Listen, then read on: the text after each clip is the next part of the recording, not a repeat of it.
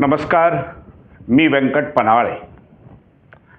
आज आपल्या सर्वांचं एका अत्यंत महत्त्वाच्या विषयाकडे लक्ष वेधणार आहे। सध्या महावितरणच्या वतीने घरोघर जाऊन मीटर बदलण्याचं काम सुरू आहे।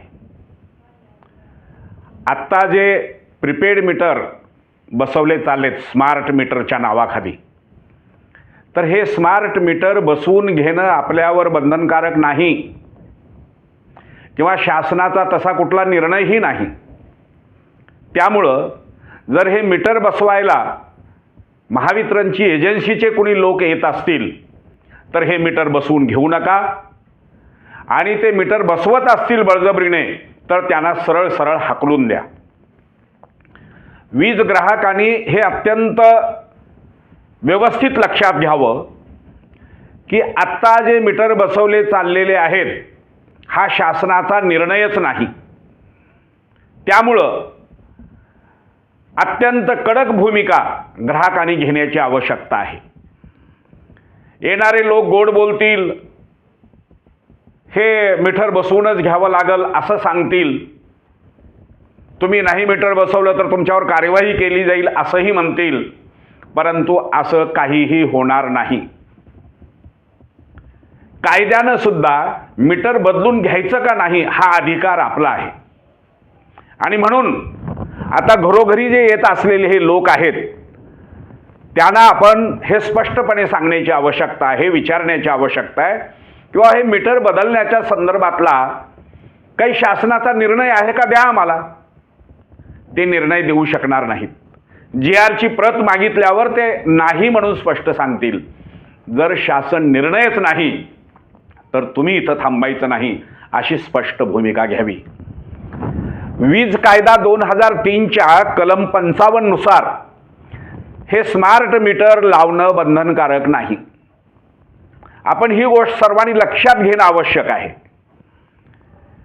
त्यामुळं हे मीटर जर का एकदा जुने काढून घेऊन गेले आणि नवीन मीटर बसवले तर ग्राहकांना आर्थिक भुर्दंड सहन करावा लागेल। हे मीटर अत्यंत वेगवान पळत आहेत। जिथं जिथं हे मीटर बसवलेले आहेत तिथं दुपटीपेक्षा दुपटीची बिलं येत आहेत, आणि म्हणून ग्राहकाचं कंबरडं मोडल ही एक प्रकारची लूट आहे, आणि ही लूट थांबवण्यासाठी लोकाधिकार संघानं पुढाकार घेतलेला आहे। आणि म्हणून संपूर्ण महाराष्ट्रातल्या जनतेला लोकाधिकार संघाच्या वतीनं आम्ही आवाहन करत आहोत की हे मीटर आपण बसवून घेऊ नका। महाराष्ट्रात अनेक ठिकाणी या संदर्भामध्ये आंदोलन चालू आहेत।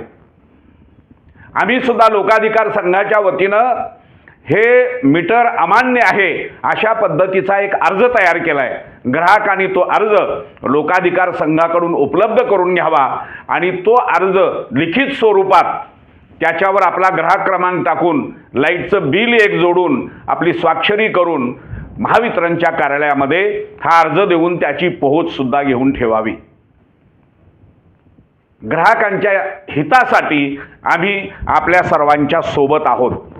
लोकाधिकार संघाचे पदाधिकारी, कार्यकर्ते ग्राहकांना आवश्यक ती मदत करण्यासाठी तयार आहेत।